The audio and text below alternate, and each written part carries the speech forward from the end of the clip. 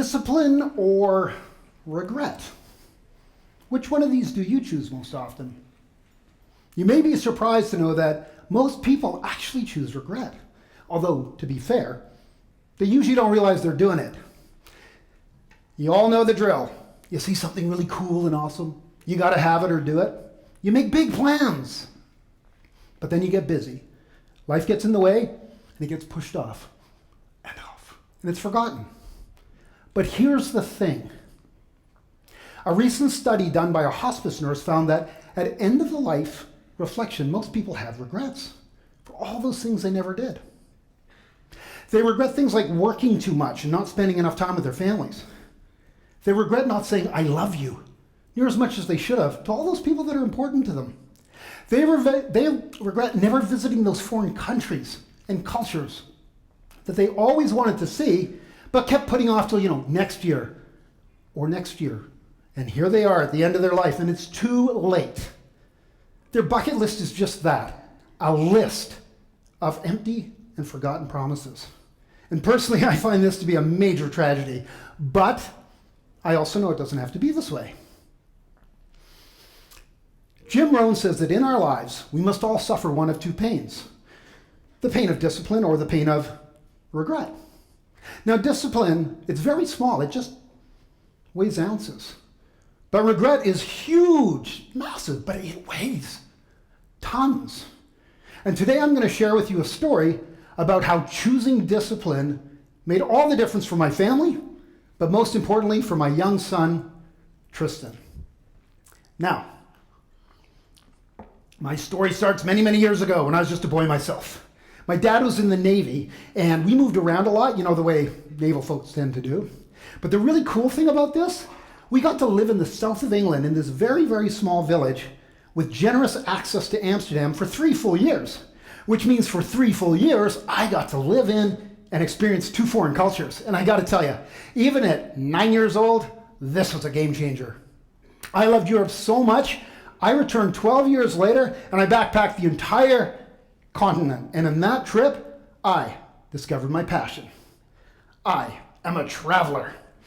I couldn't wait to return again, only this time I wanted to bring my wife and my kids and share all the cool stuff with them. Eventually when I'd have a wife and kids to bring. But, guess what? A few years later, I got married. And then a few years after that, I became a father when my son Tristan was born. I remember holding that little guy in my hands going, you finally arrived. It's my little travel buddy. I couldn't wait for the time to come that I could take him out and show him all the cool stuff out there. Well, unfortunately, that marriage did not work out. So big trips to Europe or such, they all got put on the back burner. But I hope that one day, Tristan and I could travel together. And then something happened. When he was just 5 years old, Tristan was struggling to keep up with the other kids at school, so we took him to the doctor. And on that day, we got the kind of news that no parent ever wants to get. My son was diagnosed with muscular dystrophy. Now, muscular dystrophy is a disease that slowly wastes away at the muscles. This pretty much explained why Tristan was struggling to keep up with the other kids at school. But worse still, the doctor said that within just 5 years, Tristan would no longer be able to walk, let alone take care of himself. I mean, seriously, crazy, right? But here's the thing. Hearing this news gave me a moment of absolute clarity what my life was about. I knew right then and there, my job was to make sure my son had as many awesome experiences and cool adventures as possible. The way I saw it, life had given us a deadline, and it was my job. It was my responsibility to do everything I could to cram as much good stuff in there as I could. So while the doctors were busy telling us, what we couldn't do and what we shouldn't do and all these things we needed to avoid, we got busy figuring out what we could do, and they got super busy doing it. I'm telling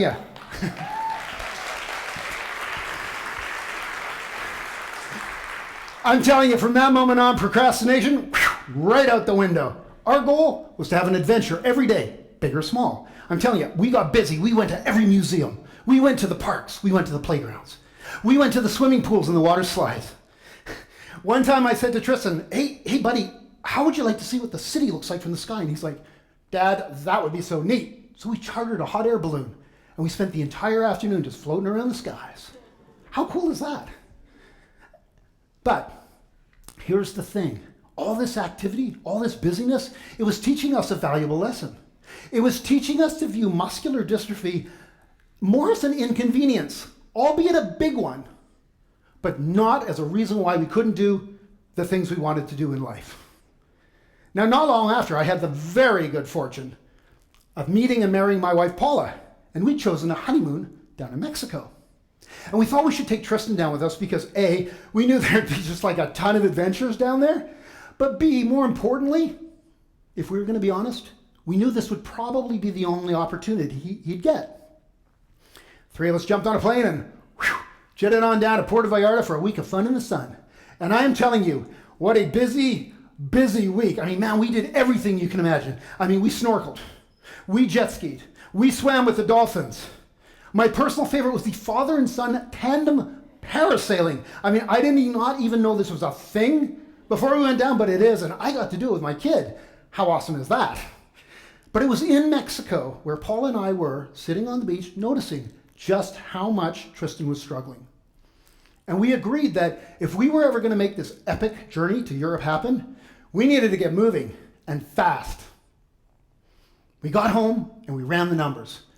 We needed $18,000 to pull this trip together, but more importantly, we only had 2 years to do it. I'm telling you, with this realization, we went into bang, lockdown frugal mode. I'm telling you, we practiced every single discipline you can imagine to pull this cash together. I mean, it's crazy. We moved into a bachelor apartment to save on rent. We ate way more macaroni dinners than I care to remember. And gentlemen out there, I took the ultimate guy sacrifice. I started drinking a cheap brand of beer. Yes, but it worked. It all worked and it came together. Because in just 18 months, not only had we saved the money, but we booked the trip. And in July 2004, the three of us jumped on a plane and headed over there. And Tristan, by the way, was 8.5 years old. Now, I want you to imagine this. A month traveling Europe. Epic adventure, right?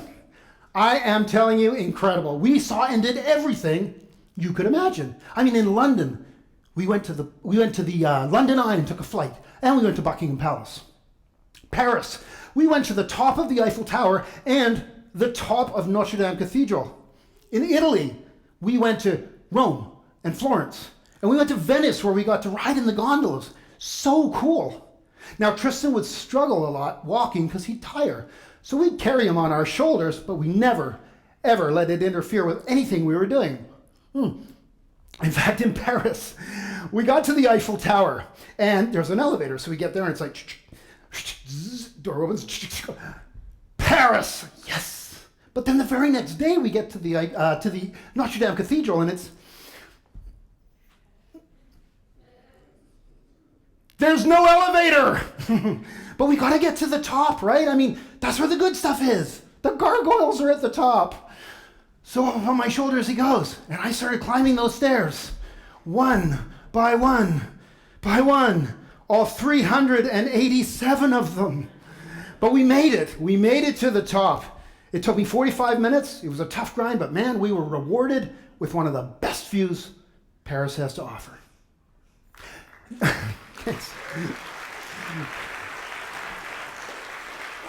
Now, we did have one health scare in Europe. It was actually in Innsbruck, Austria. Tristan was very excited. He was running, he fell, and he hit his head very hard on the marble floor of the hotel. So we had the doctor come up, and he took a look at him. And he said, he'll be fine. Calm down, Dad. He prescribed some aspirin, cold compress, good afternoon's rest. But then he said, hey, I need to speak to you. Yes. And he said to me, listen, your son is very sick. He's fragile. And I remember he used the word fragile. And he just cautioned me that moving forward, Tristan would indeed fall again. So please, just be careful. Take it easy. I got to tell you, hearing this news at this time, it just jolted me into the reality of what we were doing in Europe in the first place, but more importantly, how this illness was affecting my son. Anyways, we did finish up our trip.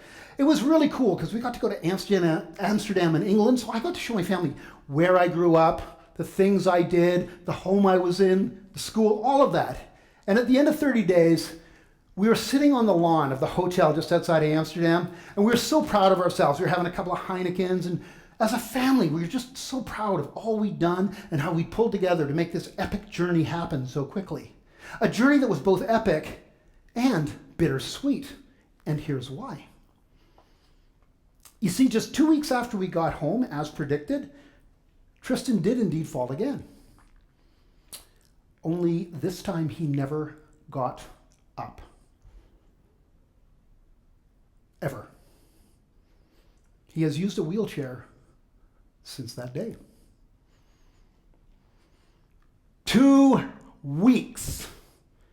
This made something crystal clear to me.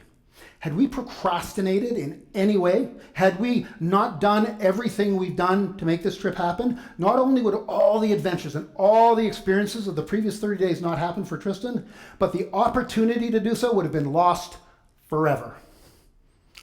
Sobering moment. Now, we still traveled after Europe. We went to San Francisco, San Diego, Seattle. We traveled around, but it was hard. We have a wheelchair now.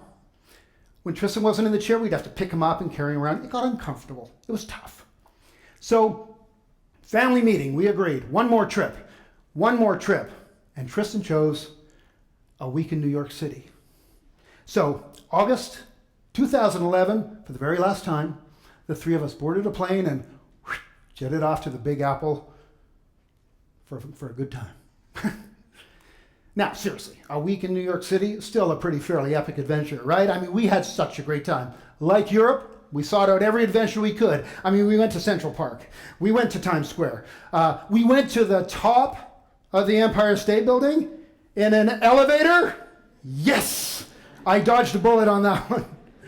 But I have to tell you, I was very unsettled in New York. I had a pit in my stomach because I knew when I got home, I was going to have to address the elephant in the room. The elephant being that Tristan would no longer be traveling with us. Sure enough, a few days in, I saw him. I said, "Hey, pal, I got to ask you, how do you feel knowing that you're not coming away with us anymore?" He's like, "I'm fine, Dad." "Really?" "Yeah, Dad, I'm fine." "Really?" He's like, "Dad, yes, I'm fine. Listen, I've been to 10 countries in the world. I've seen and done some really cool stuff. It's all good." It's all good.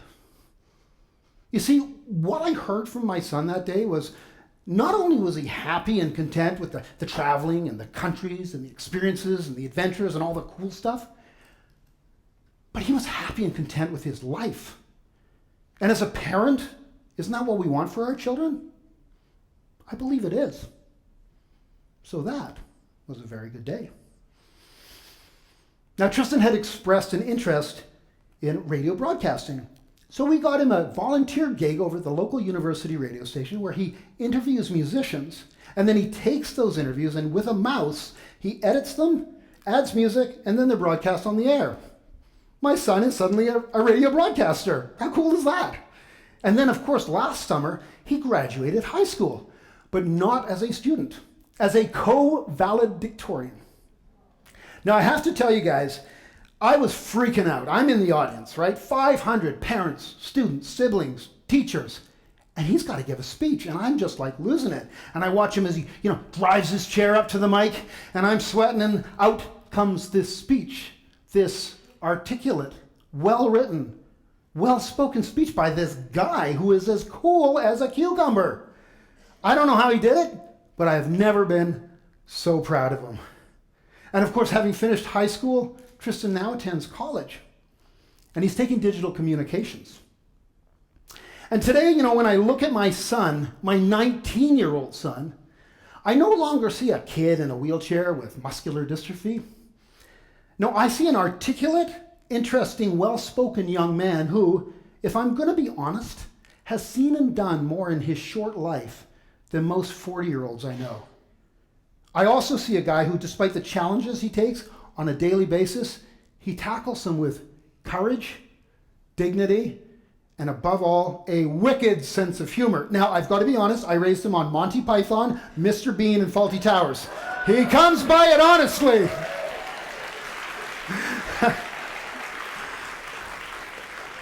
But seriously, he is one of the funniest and kindest people I know, and I am proud not only to call him my son, but to call him my friend. And I have to say, when I look at the sort of person he has become, I realize it's because of these experiences he's had. Experiences that came because when the time was there, we chose discipline. And I have to tell you, looking back, I'm glad we chose wisely. Now, they say that success leaves clues. So I'd like to just finish up by sharing 4 ideas, strategies, philosophies, call them what you want, but 4 things that I believe have made all the difference for our family. And the first one is, you're all going to have a challenge. We all have challenges. Our challenge is muscular dystrophy. Yours will be something else. I'm asking you to embrace your challenges. Own them. Don't use them as excuses why you can't live your life. Because when you embrace them and own them, you can move forward. And that's when you should be getting on doing the stuff you're meant to do. Next, don't focus on what you can't do. Focus on what you can do. When you focus on what you can't do, it's that glass half empty approach. You stay stuck. But when you focus on what you can do and then get very busy doing it, man, you have movement. And with that movement comes achievement. And I promise you, you do this, no telling the incredible things you'll achieve in your life. I promise. And by the way, if you have a goal or a dream that's really important to you, like really important to you and your family, do whatever you have to do to bring it to fruition. I mean, whatever you have to do. If that means moving into a bachelor apartment, if that means eating a lot of macaroni, or God forbid, gentlemen, buying a cheap beer, do it. Because I promise you, those are tiny, tiny disciplines compared to the massive reward you'll have at the end. And finally, if that goal is important to you, don't put it off. No procrastination. Listen, remember this, please. Had we procrastinated just 1 month or not done everything we could to make our trip happen, all the adventures, all the experiences never would have happened. But that trip to Europe, the opportunity would have been gone forever for Tristan. And I can promise you this, had that been the case, I would have regrets on my deathbed. Now, if you embrace these ideas, if you practice them, put them in your life every day, 2 remarkable things will happen. I guarantee it. The first is quite simple. Upon your own end of the life reflection, you'll have little or no regret, because seriously, how could you? How could you? But more importantly, while you're here now, today, you're going to live a life that is so full of awesomeness, joy, happiness, fulfillment, experiences, love, I mean, all the good stuff. And really, isn't that why we're here? To live an amazing life experience? I believe it is. And I also believe that it comes down to one simple thing. In life, we must all suffer one of 2 pains. The pain of discipline or the pain of regret. I'm asking you, when your turn comes to make this choice, please choose wisely.